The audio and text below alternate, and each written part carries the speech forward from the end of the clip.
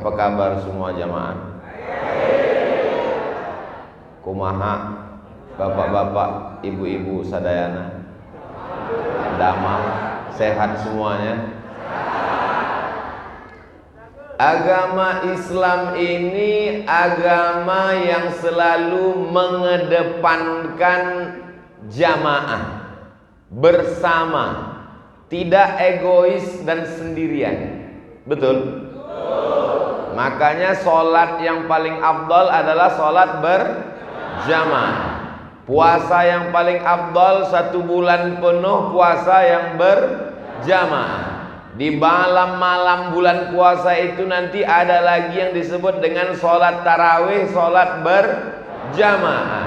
Kalau ada majelis zikir yang dilaksanakan beramai-ramai, maka dalam hadis dikatakan majtama'a qaumun fi baitin min buyutillah. Sekelompok orang berkumpul berjamaah ramai-ramai di rumah Allah, maka perkumpulan itu menyebabkan nazalat alaihimus sakinah, turun ketenangan. Ghasyiyat bihimur rahmah, mereka diliputi rahmat kasih sayang Allah. Haffat bihimul malaikah, mereka dikelilingi oleh para malaikat dan mereka dibanggakan Allah. Zakarahumullahu fiman indah. Malam ini jamaah ini dibanggakan Allah Subhanahu wa taala.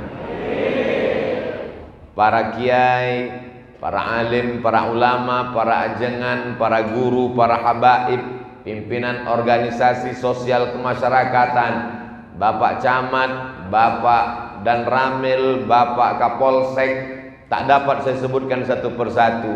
Semuanya dimuliakan Allah Subhanahu wa taala. Nabi Muhammad sallallahu alaihi wasallam seandainya sendiri saja bisa atau tidak? Bisa. Wala saufa yu'tika rabbuka fatarda.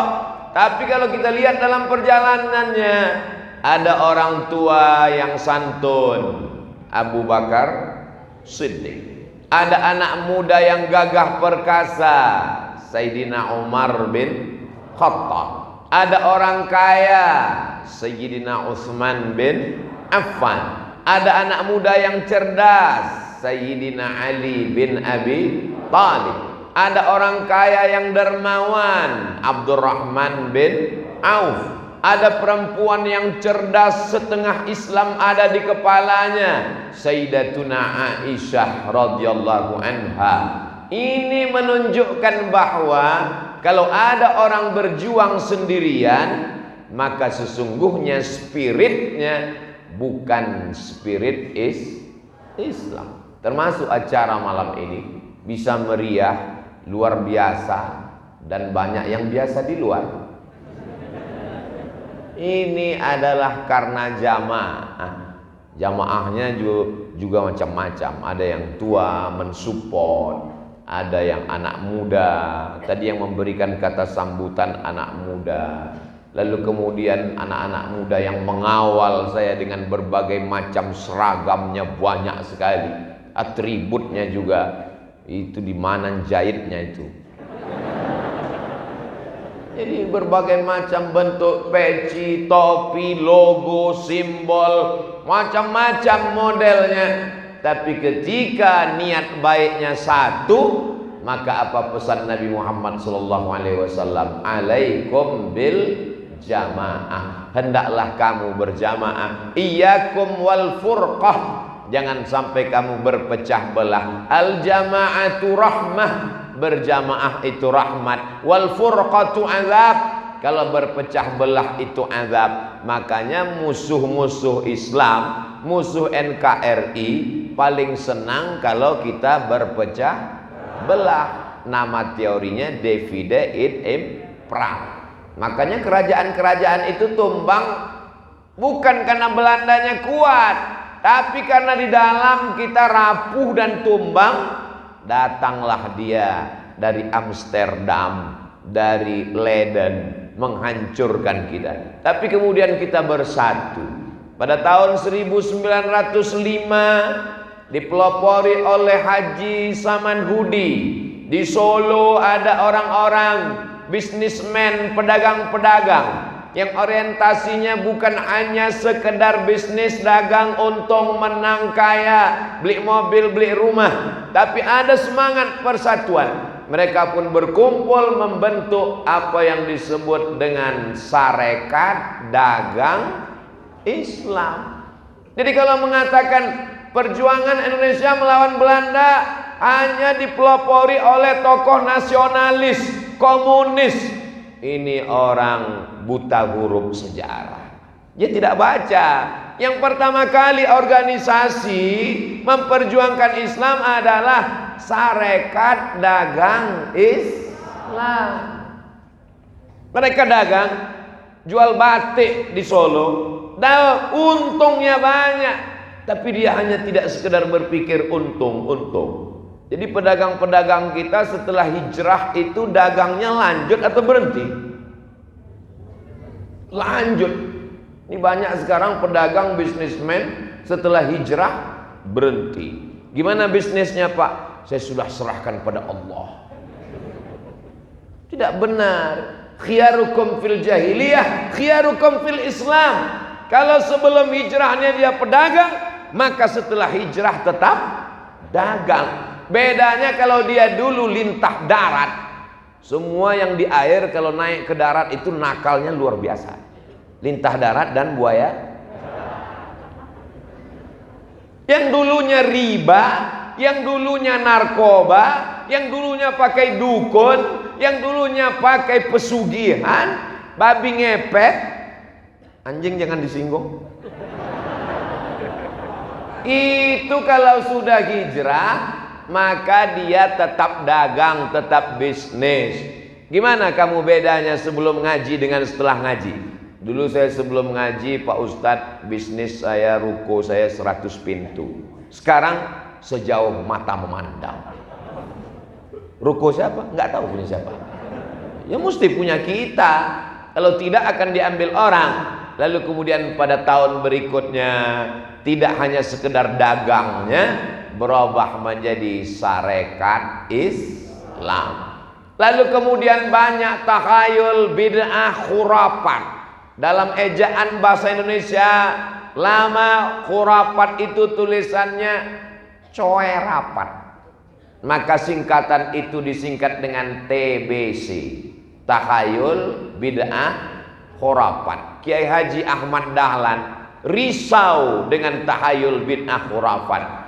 Akhirnya beliau pulang dari kota suci Makkah Al-Mukarramah, ingin mengembalikan umat kepada ajaran Sayyidina Muhammad sallallahu alaihi wasallam. Dibentuklah Muhammadiyah di Yogyakarta pada tahun 1912. Umat Islam yang tercabik-cabik, terpecah-pecah, ingin dikembalikan kepada persatuan. Wa'tasimu bihablillah. Pada tahun 1923 maka terbentuklah Persatuan Islam. Jadi itu berturut-turut terus. 1905 Sarekat Dagang Islam, 1912 Muhammadiyah, 1923 Persis, 1926 Hadratus Syekh Hasim Asy'ari, Kiai Haji Bisri Sansuri, Kiai Haji Wahab Hasbullah beserta para ulama menunjukkan kebangkitan para ulama. Itulah dia Nahdlatul Ulama. Lalu kemudian ulama pulang dari kota suci Makkah Al-Mukarramah di Bukit Tinggi, Inyak Jaho dengan Inyak Canduang, membentuk apa yang disebut dengan Persatuan Tarbiyah Islamiyah, Perti namanya. Lalu kemudian di Sumatera Utara, ibu kotanya Medan, ulama pulang dari kota suci Makkah Al-Mukarramah, Syekh Hasan Maksum namanya, murid-muridnya membuat organisasi. Karena ini sekarang sudah banyak terpecah belah, putus hubungan manusia dengan Allah, putus hubungan sesama manusia. Maka dibentuklah organisasi yang menghubungkan yang terputus, sambung menyambung, itu bahasa Arabnya wasal. Maka disebutlah dengan Al-Jam'iyatul Wasliyah pada tahun 1930. Jadi dalam rentang 30 tahun dari 1905 ke 1930, 15 tahun sebelum Indonesia merdeka, para ulama tidak hanya sekedar menjadi imam masjid, tidak hanya sekedar khutbah dan tausiah, tapi mereka punya kepakaran, keahlian, kecakapan di bidang organisasi. Lalu kemudian antar organisasi ini menyatu dalam sebuah majelis permusyawaratan. Itulah yang disebut dengan masyumi, Majelis Syura Muslimin Indonesia. Jadi kalau orang tidak mengerti, dianggap Islam itu tidak ada organisasi, tidak ada kepartaian, tidak diperjuangkan lewat parlemen. Yang tahu dia Islam itu cuma 3: lahirnya akikah, matinya takziah, nikahnya walimah. Itu bukan Islam. Itu namanya acara-acara keislaman. Tapi itu penting. Akikah penting apa enggak penting? Penting bagi yang suka makan kambing. Walimah penting apa enggak penting? Penting. Kalau tidak ada walimah nanti disangka orang hubungannya gelap karena mati lampu. Takziah penting karena kita sedang memberikan kebahagiaan pada orang yang berduka. Tapi substansi dari segalanya, Isra Mi'raj, Maulid Nabi, nuzul Quran, tahun baru hijrah, halal bihalal, walimah, takziah, tahlil, itu semua adalah berjamaah. Jadi kalau kita memahami seperti itu, terkadang saya hadir di acara Nahdlatul Ulama tapi Persis tidak ada. Hadir di acara Persis tapi Muhammadiyah tidak ada. Dalam sejarah perjalanan saya, baru di Garut inilah semuanya hadir. Luar biasa.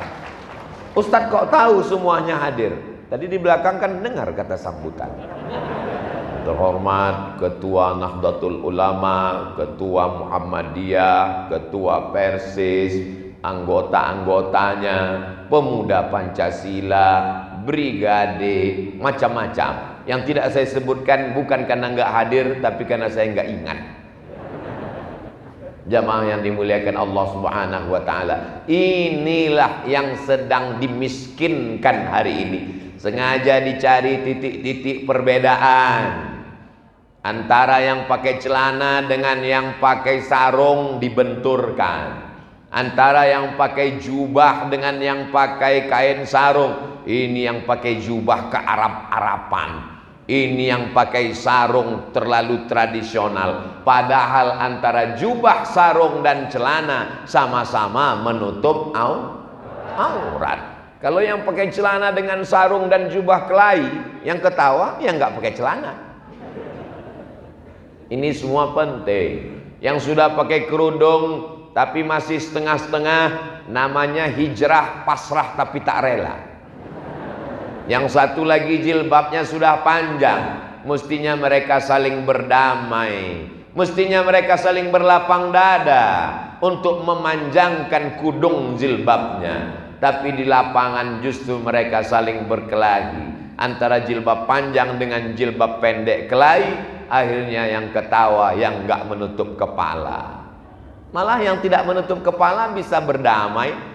Lalu kemudian mereka membalik logika berpikir itu. Lebih baik mana? Punya jilbab tapi suka kelahi, atau nggak pakai jilbab tapi orangnya baik? Akhirnya yang jawab pusing, karena yang nanya juga bingung.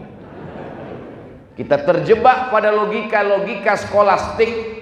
Kita terjebak pada pilihan-pilihan yang tidak benar. Pilih mana? Antara orang yang pakai jilbab suka ngaji tapi suka bicara aib orang lain, atau orang yang tidak pakai jilbab nggak suka ngaji tapi baik. Dia lupa bahwa standar baik dalam Islam yang pertama adalah ya ayyuhalladzina iman, standar kebaikan. Mau meminang laki-laki, meminang anak perempuan, standar kebaikan yang pertama, idza ja'akum man tardawna dinan, din, agama yang pertama. Begitu juga ketika laki-laki menikahi perempuan, apa yang dipandang? Tungkahul mar'atu li arba'. Perempuan itu dinikahi karena 4. Limaliha, karena hartanya. Li hasabiha, karena nasab keturunannya. Li jamaliha, karena kecantikannya. Li diniha, karena agamanya. Di akhir hadis itu apa dikatakan? Fazfar bidzatid din, pandanglah karena agama. Sekarang dibolak-balik logika berpikir itu. Jangan tanya agamanya apa, yang penting baik. Maka kita tetap sekali Islam tetap. Tapi bukan berarti setelah pulang dari pengajian ini lalu kita membakar, menghancurkan. Tidak demikian. Islam ini paling siap untuk bertetangga, berteman dan bersahabat dengan saudara yang tidak seakidah. Seandainya mereka tidak mengusir kamu, tidak membunuh kamu, la yanhakumullahu 'anil ladzina lam yuqatilukum fid din, selama mereka tidak memerangi kamu, walam yukhrijukum min diyarikum, mereka tidak mengusir kamu, antabarruhum, berbuat baiklah kepada mereka, wa tuqsitu ilaihim, bersikap adillah pada mereka. Jangan ajari umat Islam tentang toleransi. Mengajarkan tentang buat telur asin silakan. Tapi tentang toleransi, Islam ini bukan agama kemarin sore.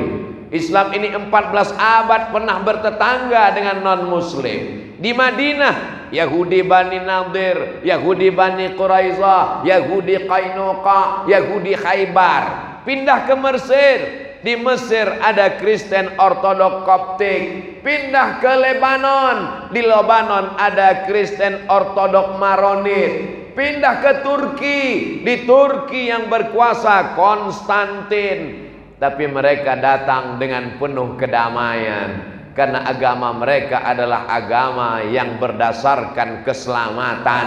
Namanya Islam. Dan Tuhan yang disembah namanya adalah Allahumma antas salam. Tempat tinggalnya nanti di surga bernama wa adkhilnal jannata daras salam. Namanya Muslim. Tiap hari dia berkata, inna salati wa nusuki wa mahyaya wa mamati lillahi rabbil alamin, la syarika lahu wa bidzalika umirtu wa ana minal muslim. Berserah diri kepada Allah. Siapa itu muslim?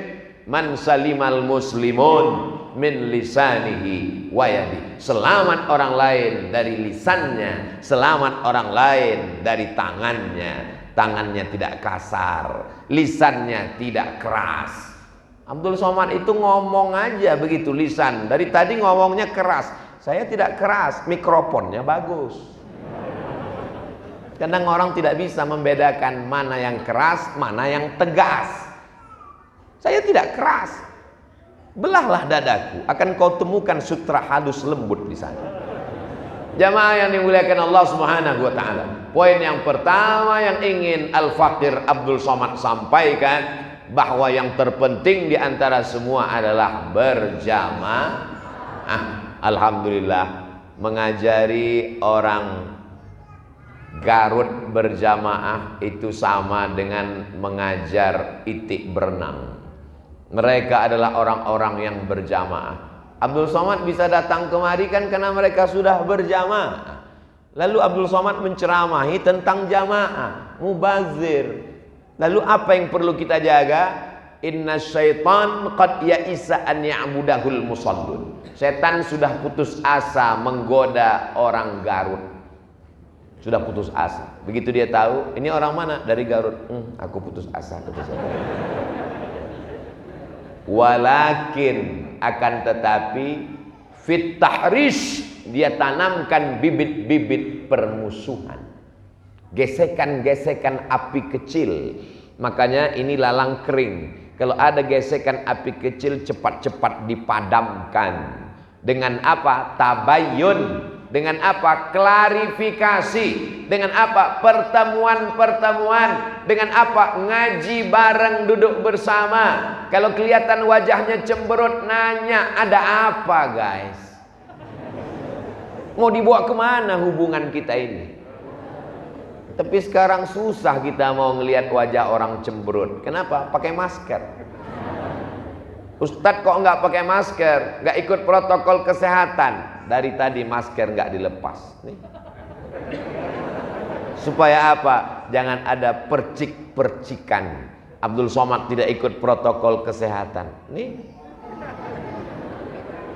Kenapa nggak dipasang di mulut? Kalau dipasang di mulut, nanti di layar itu wajahnya nggak jelas. Orang berbisik, apa iya nih Abdul Somad? Perasaan enggak. Jadi semua percikan-percikan itu mesti dihilangkan dengan apa? In ja'akum fasiqun, kalau datang orang bawa berita binaba'in fatabayyanu. Tabayyun dari kata bayan, dari kata tabyin, dari kata tabayyun, artinya jelas. Karena sekarang banyak yang jelas tidak jelas, yang sudah jelas dibuat tidak jelas, karena ada orang-orang yang cari makannya dari tidak. Kalau jelas dia nggak dapat makan, maka dia sengaja membuat yang jelas menjadi tidak jelas. Supaya apa? Supaya orang salah paham. Karena kalau orang paham dia nggak makan, dia makannya dari orang gagal paham. Makanya ceramah saya alhamdulillah sampai hari ini semuanya terbuka, tidak ada yang tertutup, bisa diakses. Jangan tonton dari video yang sepotong-sepotong, tonton dari A sampai Z, dari awal sampai akhir di channel Ustadz Abdul Somad Official. Subscribe, like, share, and comment. Bisa dipertanggungjawabkan semuanya. Dan tausiah saya itu pakai poin. Poin 1, poin 2, poin 3. Malam ini akan saya sampaikan 4 poin. Supaya apa? Supaya yang anak-anak sekolah, kuliah biasa membuat kesimpulan. Dan intel-intel laporannya tepat, nggak salah. Bahwa poin yang pertama yang ingin saya sampaikan adalah jaga jamaah. Jamaah sholat sudah melimpah ruah sampai masjid nggak muat, sampai anak muda naik ke atas atap. Jamaah ibu-ibu melimpah ruah sampai ke belakang, tapi jamaah mengentaskan kemiskinan, jamaah mengentaskan ekonomi umat. Masalah sholat diperdebatkan antara kaki kelingking ketemu apa enggak, nempel apa enggak, capek deh. Masalah kaki celana ke atas ke bawah dipotong apa tidak, khilafiyah. Ada yang kita sepakat, apa dia? Ketika tetangga kelaparan maka kita tidak sempurna keislaman. Tidak ada khilafiyah tentang itu, betul? Tapi di Garut semua sudah terselesaikan. Tadi datang anak muda membawa sendal dan sepatu, ngasih tahu, hai Ustadz Abdul Somad, ini program dari Garut, sendal dan sepatu dari kulit lembu asli Pak Ustadz. Dalam hati saya, betul. Dan satu sepatu ini akan membantu hasilnya untuk pondok-pondok pesantren yang tidak mampu. Hebat apa tidak hebat nih Garut? Hebat, produknya jalan. Orang sibuk sekarang kena PHK, dirumahkan akibat dari Covid. Berharap Covid selesai dengan 2 kali vaksin. Ibunya datang, Omikron. Tidak pernah selesai. Tapi orang Garut tidak sibuk memikirkan itu. Dia berpikir bagaimana supaya pondok pesantren terbantu, bagaimana supaya orang tidak dapat kerjaan punya kerjaan. Akhirnya tetap makan sapi, kulit sapinya dibawa ke pabrik buat sepatu, hasilnya tidak dinikmati sendiri. Dan tanah yang subur, cantik, indah ditanami kopi, kopinya dijual, minta endorse sama Ustadz Somad.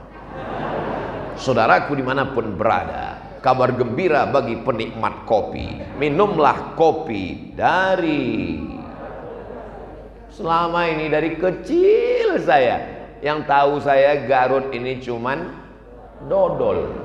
Ternyata sendalnya, sepatunya, jaketnya, kopinya luar biasa. Lain sumber daya alam, lain sumber daya manusia. Manusianya juga luar biasa. Berjamaahnya luar biasa. Menjaga ini jauh lebih sulit. Tapi insya Allah saya yakin dan percaya Allah akan menurunkan pertolongan dengan berjamaah.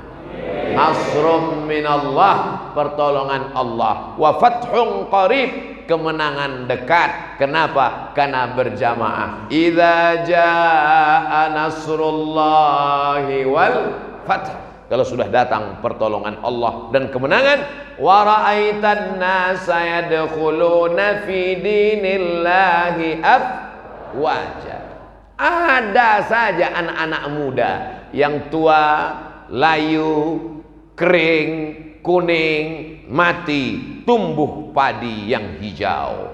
Setelah itu padi menguning, dipanen, jadi gabah, jadi beras, habis, tumbuh padi yang baru. Patah tumbuh hilang berganti, hilang satu tumbuh 1000. Ini anak-anak muda. Acara ini terwujud karena persatuan anak muda yang didukung oleh orang tua. Di tempat lain anak muda sama orang tua kelahi. Anak muda buat baleho, yang muda, yang berkarya, yang tua tersinggung. Akhirnya tidak mensupport. Tapi di tempat kita yang tampil tadi memberikan kata sambutan adalah anak muda. Tapi anak muda sadar dia punya guru, maka dia sebutkan, alhamdulillah saya mendengar guru saya Kiai Cecep sudah hadir. Gurunya di belakang. Saya heran kok dia tahu. Berarti ada yang kirim WA. Menghormati orang tua ini penting, karena sekarang ada orang tua yang tidak siap dengan anak muda yang tampil karena kehilangan pamor. Berapa banyak ketua masjid nggak mau diganti sampai malaikat Israel yang datang. Berapa banyak imam padahal hurufnya sudah nggak jelas lagi nggak mau. Tapi di Garut saya tidak mengajar, saya justru belajar. Dan pelajaran ini yang saya ceritakan, dari persatuannya, dari ekonomi umatnya, dari produknya yang memperhatikan pondok pesantren. Ini masalah-masalah yang tidak ada ikhtilaf di dalamnya. Laisa bil mu'min, tidak diakui keimanannya. Siapa itu? Alladzi yabitu syab'anan, orang yang sanggup tidur dalam keadaan perut kenyang. Wajaruhu ila jambihi ja'i'un, tetangganya kelaparan. Itu tidak ada ikhtilaf. Masalah kunut subuh, mazhab Syafi'i berkunut, mazhab Hanafi dan Hambali tidak berkunut, mazhab Maliki berkunut tapi sebelum rukuk, mazhab Syafi'i berkunut setelah rukuk. Ustadz Somad tergantung imamnya. Jadi Ustadz nggak mau jadi imam. Kenapa? Batuk. Paling enak jadi makmum, tanggung jawabnya ringan. Oh kalau gitu Ustadz tidak mau bertanggung jawab, Ustadz yang meninggalkan tanggung jawab. Setiap masjid sudah ada imamnya, imam rotib. Kenapa kita kegatalan jadi imam? Kalaupun datang orang kemari hebat luar biasa, maka yang berkuasa tetap imam rotib, maka dia yang maju ke depan. Kemarin saya khutbah Jumat, ditanya siapa imamnya, silakan imam tetap yang maju ke depan. Kenapa kita mesti maju menjadi imam? Saya tidak mengerti apakah masjid ini pakai usolli atau tidak, apakah bismillahnya jahar atau sir, apakah selesai sholat zikirnya kuat atau pelan, apakah selesai sholat ada doa bersama atau tidak, apakah subuhnya pakai kunut atau tidak. Paling selamat biarkan imam yang ada. Itu metode dakwah saya. Yang penting disampaikan tentang yang tidak ada ikhtilaf di dalamnya. Ayat Al-Quran, hadis Nabi, pendapat para ulama. Adapun tentang masalah yang berbeda dalam masalah fikih, nata'awan fi mattafaqna wa nata'adzar fi makhtalafna. Pada perkara yang kita sepakati mari kita amalkan. Yang kita berlapang dada ketika melihat perbedaan, mari berlapang dada menerima perbedaan. Setuju? Yang nggak setuju nggak apa-apa. Saya biasa berbeda dengan orang lain. Jamaah yang dimuliakan Allah Subhanahu wa taala. Ini yang pertama, penting berjamaah. Yang kedua, setelah berjamaah ngumpul, targetnya apa? Ada target yang mau dicapai. Target kita apa? Oh, targetnya sekedar masjid penuh. Sudah.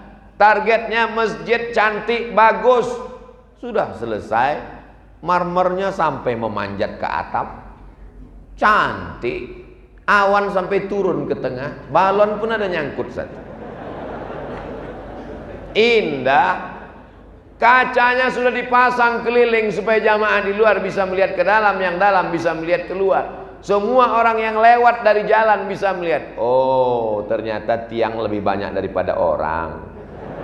Yang di dalam juga bisa melihat keluar. Oh, ternyata mereka lebih banyak lalu lalang daripada sholat. Saudaraku yang berada di luar, kami melihat kamu di luar seperti melihat ikan mas koki. Kami sedang berada dalam akuarium yang besar. Jamaah yang dimuliakan Allah, target kita ke depan apa? Targetnya jangan lagi ada anak umat Islam yang tidak bisa baca Quran. Maka kita kirim guru-guru agama ke pedesaan, ke perkampungan. Setuju? Dikoordinir. Di sini yang kurang guru MDA berapa, guru ngaji berapa. Dari maghrib ke isya mesti ada yang ngaji, mesti ada yang jadi imam. Di satu daerah ada pondok pesantren, ada penghafal Qur'annya, banyak santrinya, tapi numpuk. Tapi di satu daerah tidak ada yang mengajar ngaji, tak ada yang bisa jadi khatib, tak ada yang bisa jadi imam. Ini kedua kelompok ini sedang saling membutuhkan. Mereka memerlukan guru mengaji, mereka tidak tahu mau mengajar kemana. Siapa yang bisa mengkomunikasikan ini? Inilah pentingnya dakwah ke perkampungan, ke pedesaan terisolir. Apa itu Abdul Somad? Ngomong tentang dakwah di perkampungan, dia ceramahnya cuma di kota-kota aja. Kalau yang ngundang bupati, gubernur, pejabat datang, tapi kalau di musola kecil nggak mau datang. Ini berarti belum lihat Instagram Abdul Somad. Saya ini ustadz hutan, masuk hutan keluar hutan, masuk kampung keluar kampung, sampai ke suku pedalaman, suku terasing, masuk ke dalam suku anak dalam di Jambi, masuk ke suku Akit bersama dompet duafa, masuk ke suku Talang Mama, naik perahu, naik sampan, digigit pacat dan lintah. Semua sudah dialami, dijalani.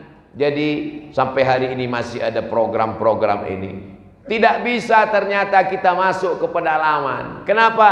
Karena mereka masyarakat yang inklusif, tertutup, bahasanya berbeda, adat istiadatnya tak sama. Mereka tetap merasa kita asing. Kalau gagal kita masuk ke dalam, maka anak-anaknya yang ditarik untuk disekolahkan, masukkan ke pondok pesantren. Tidak cukup hanya kelas 6 pulang, kita mesti kuliahkan dia selesai S1.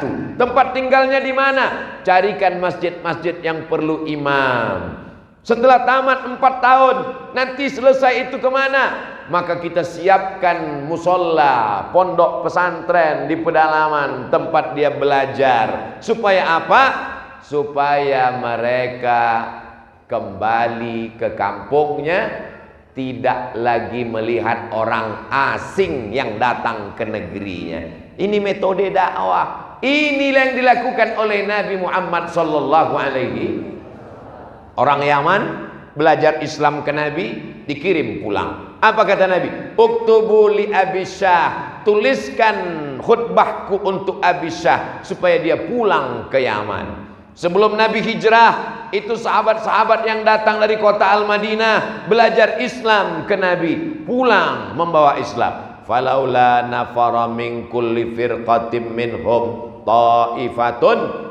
Jangan semuanya perang, mesti ada 1-2 orang liyatafaqahu fiddin, belajar agama. Setelah dia belajar agama, dia pulang ke kampungnya, liyunziru qaumahum, untuk memberikan peringatan. Puncak akhirnya adalah la'allahum yahzarun.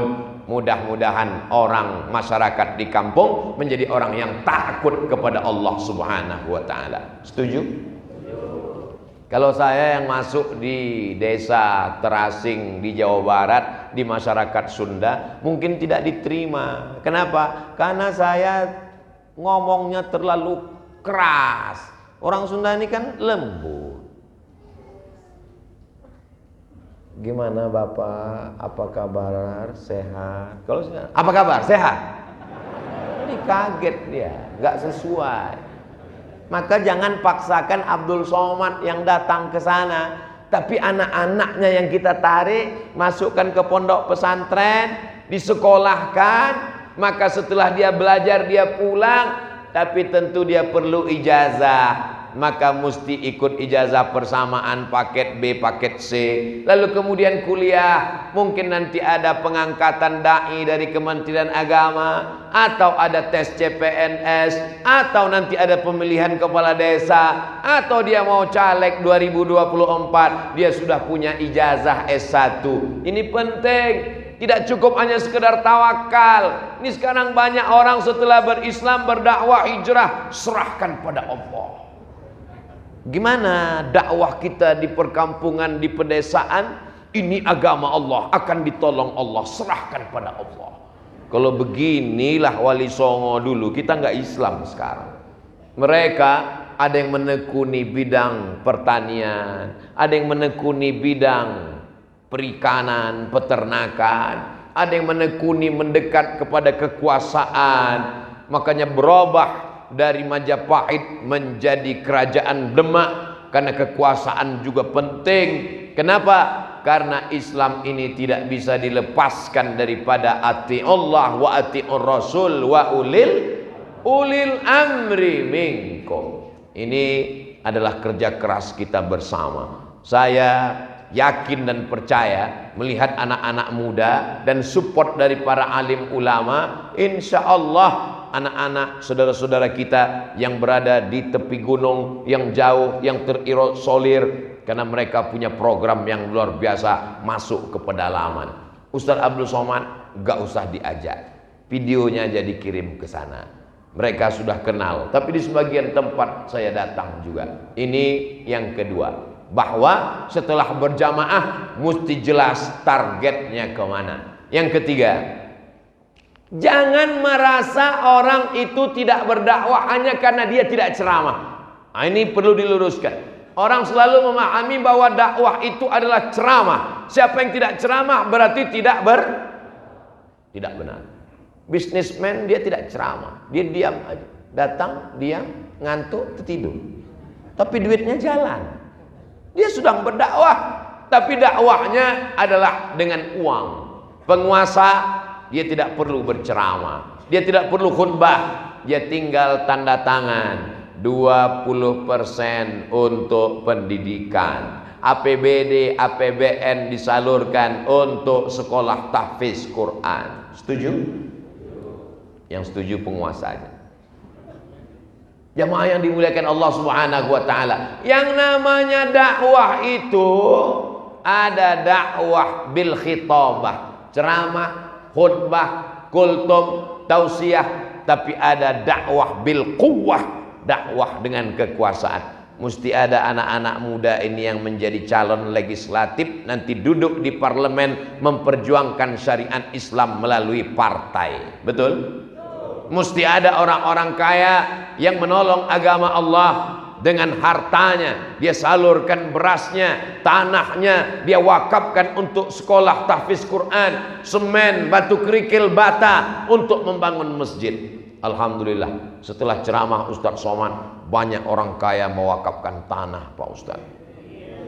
Tanah siapa? Tanah yang bermasalah semua, Pak Ustaz.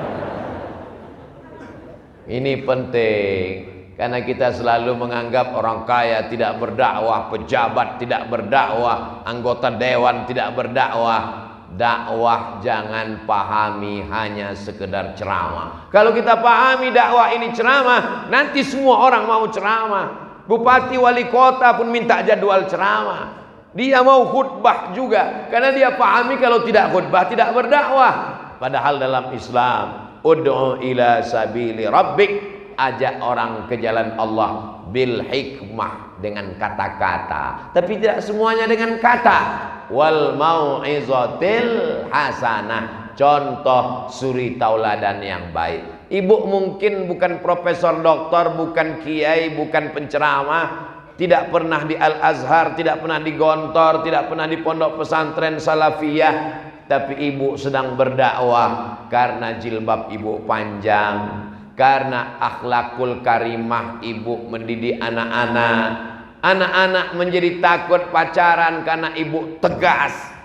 Ibu mendidik anak-anak untuk sholat istiqomah, on time, tepat waktu.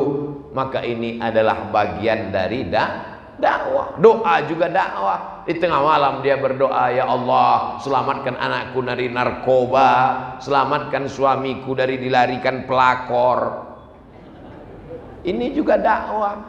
Dakwah itu tidak hanya sekedar mengajak orang ke jalan Allah. Marilah kita berdakwah, marilah kita takut kepada Allah. Berapa banyak kata-kata batal karena perbuatan. Lisanul hal afsah min lisanil maqal. Perbuatan, action lebih utama daripada ucapan. Bahkan kalau di pedalaman itu tablik akbar nggak bisa. Saya berapa kali masuk ke pedalaman, nggak ada pengajian. Kenapa? Orang mereka nggak kenal. Saya di Garut mesti pakai masker, biar supaya orang jangan kenal. Udah pakai masker, keluar dari restoran, tetap juga mereka baris. Apa ini? Mau foto Pak Ustadz. Tapi di pedalaman, saya senyum, mereka cuek aja. Ente siapa kata dia? Dia nggak kenal. Jadi bagaimana berdakwah di pedalaman? Sosialisasi bagaimana cara buat sarang lebah. Kenapa sarang lebah? Karena mereka perlu budidaya lebah. Boleh minum? Bismillah.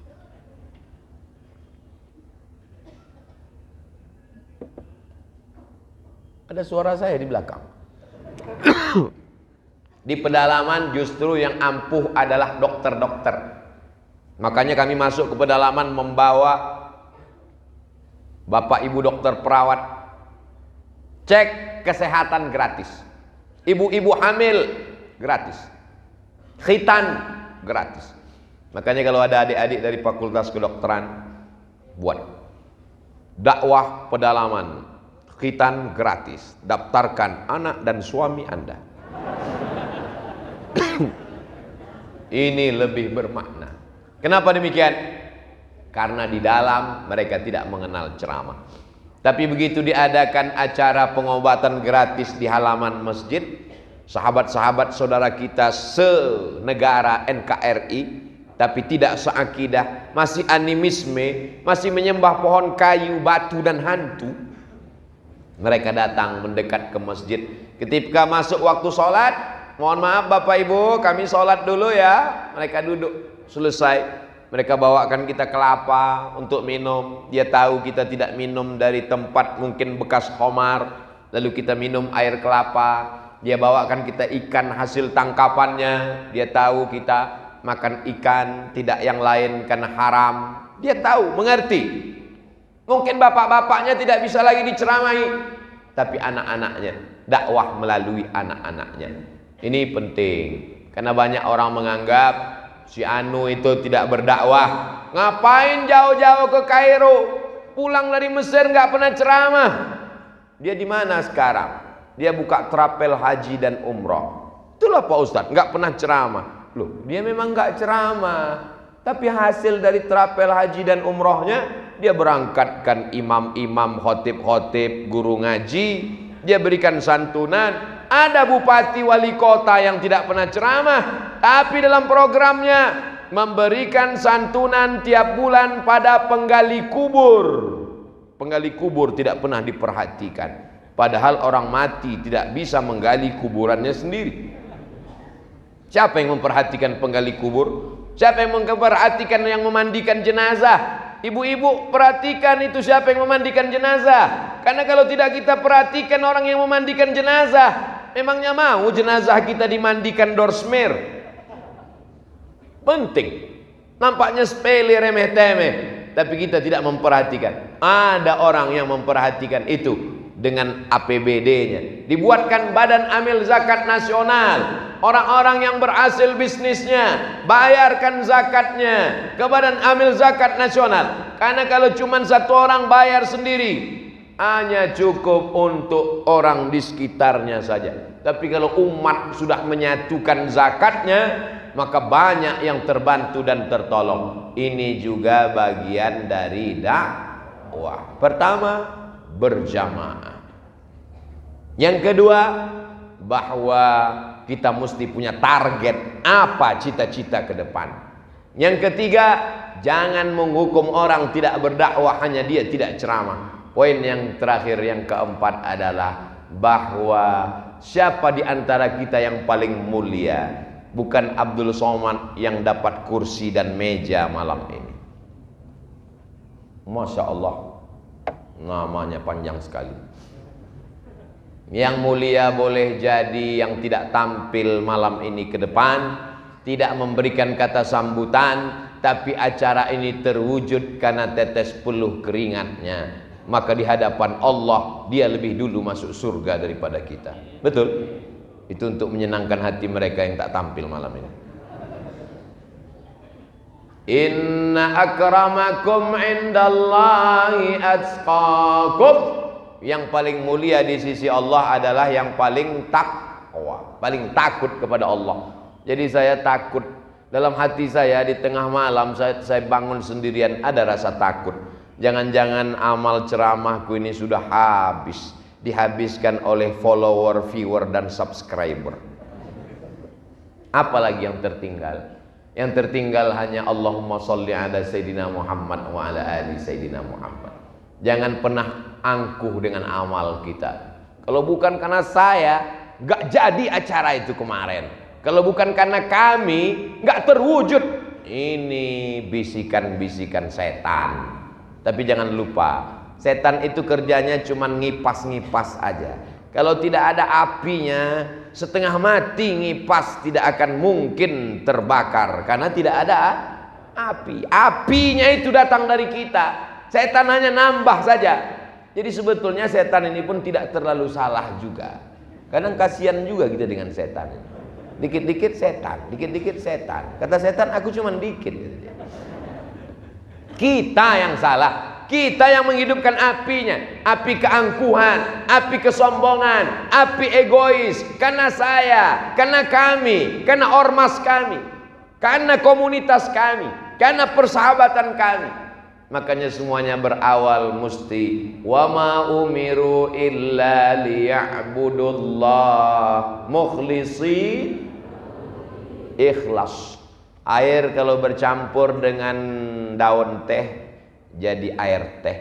Kalau bercampur dengan biji kopi, air kopi. Kalau bercampur dengan susu kambing, jadi air susu. Bercampur dengan gula, jadi air manis. Tapi air yang tidak bercampur dengan apa-apa, itulah dia air yang ikhlas. Malam ini saya dikasih air ikhlas.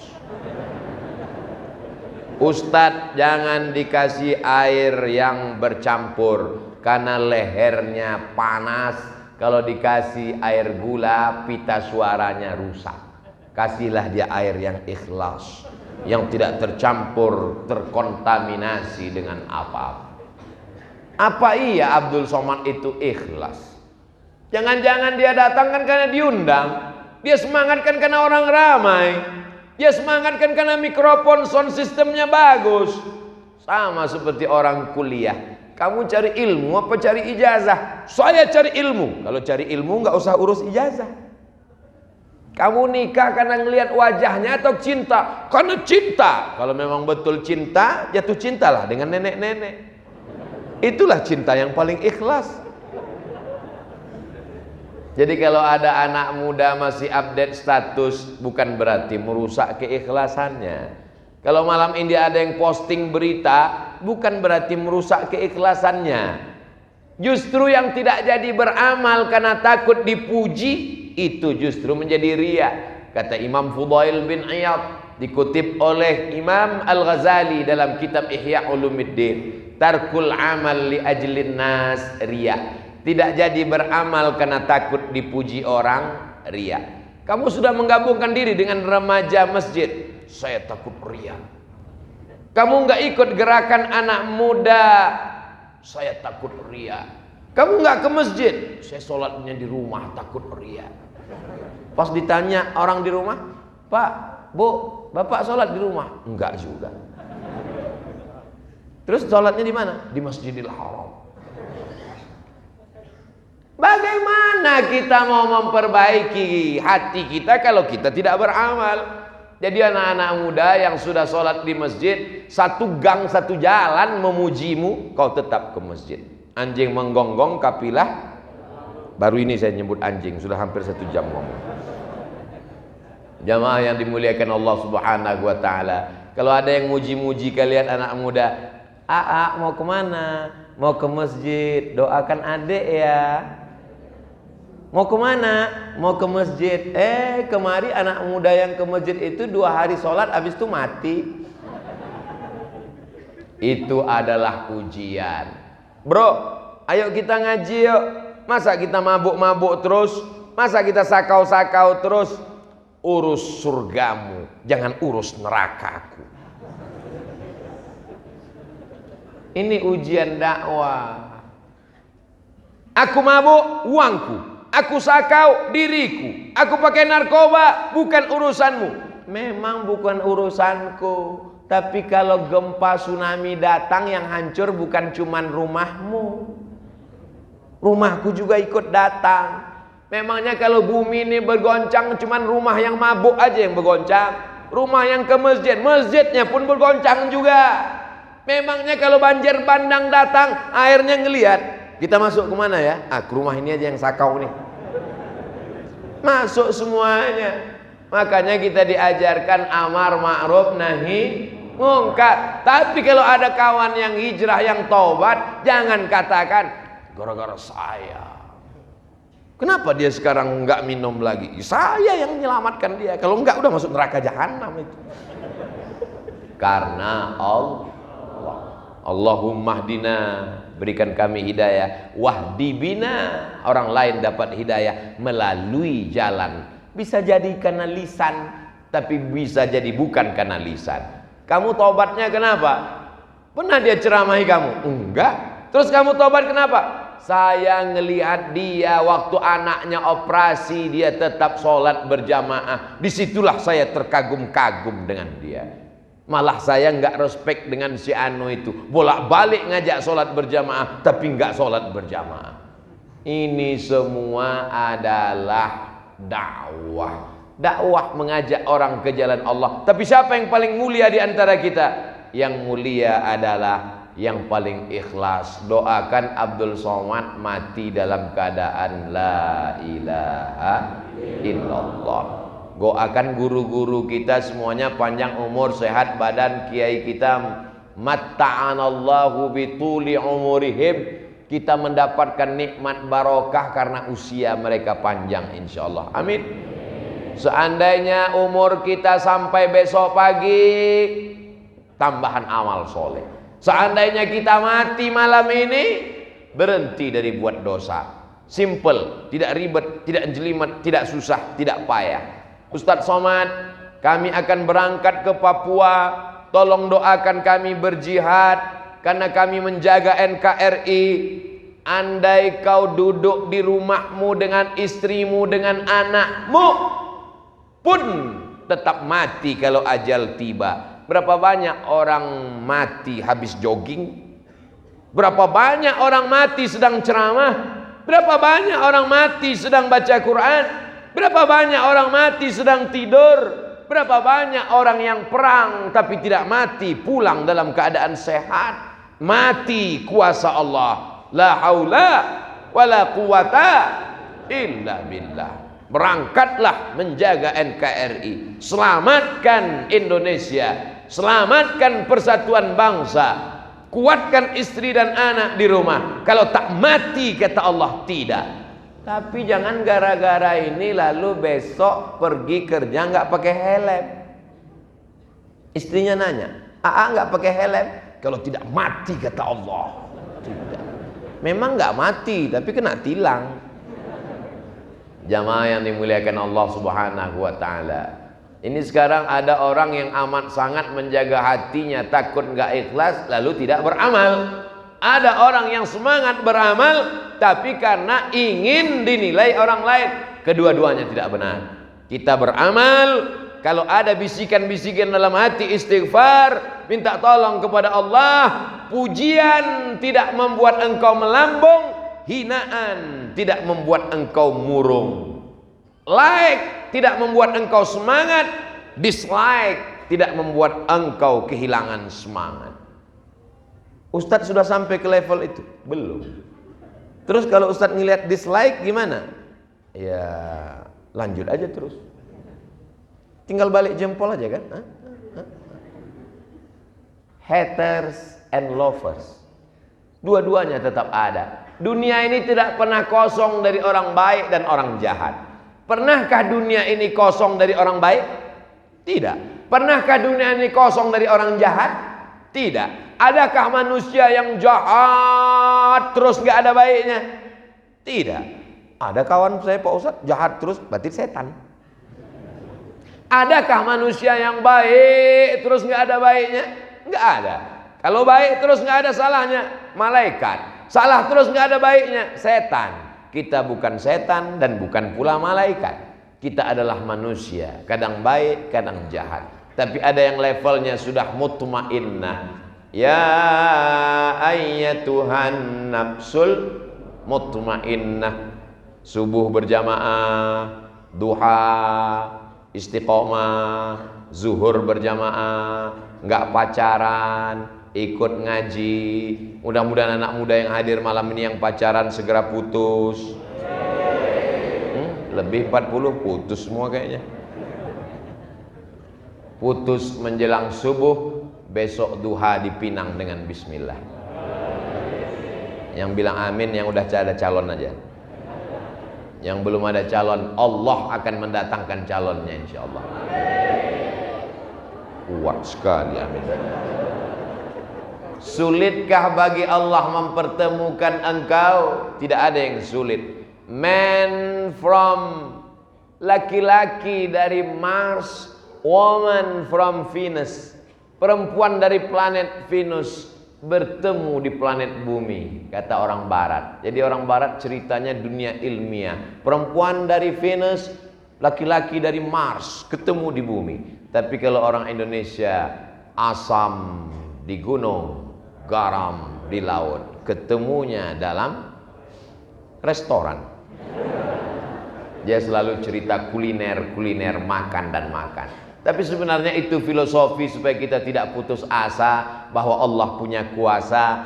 Langkah, rezeki, pertemuan, maut, kita hanya mengusahakan. Tapi ketentuan akhirnya adalah innama amruhu idza arada syai'an ayyakula lahu kun fayakun.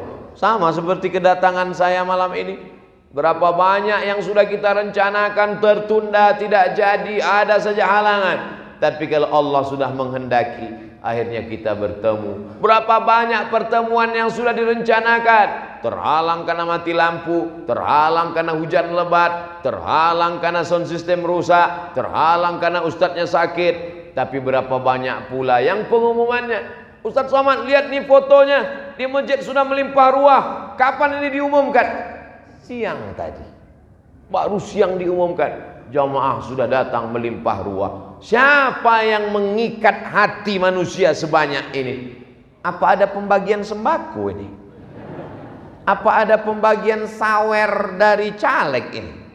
Tidak ada. 2024 masih jauh.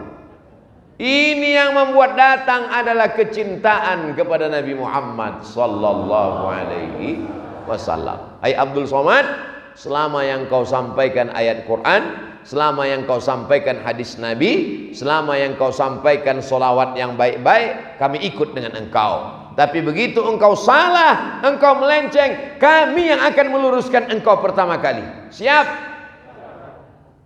Abdul Somad diikuti karena benar. Abdul Somad kalau salah, maka luruskan dia. Jangan sampai keyakinan kita like and dislike. Kalau kita senang, walaupun orang itu salah, tetap kita ikut. Tapi kalau kita benci, walaupun orang itu benar, selalu dianggap salah. Itu bukan ajaran Islam. Itu ajaran like and dislike. Kita tidak demikian. Kenali orang dengan kebenaran, jangan kenali kebenaran dengan orang.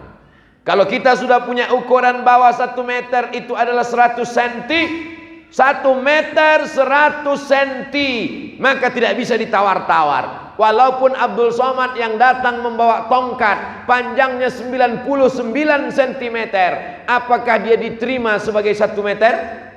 Tidak, karena tidak cukup 100 cm. Setuju? Kita mesti punya standar. Standar inilah syariat. Syariat itu datang dari Allah, diturunkan kepada Nabi Muhammad sallallahu alaihi wasallam. Taraktu fikum amraini, kutinggalkan pada kamu 2 saja. In tamasaktum bihima, kalau kamu pegang standar yang 2 ini, lan tadillu abada, kamu tak akan sesat selamanya. Kitab Allah, Al-Quran, wa sunnati, dan sunnah Rasulullah sallallahu alaihi wasallam.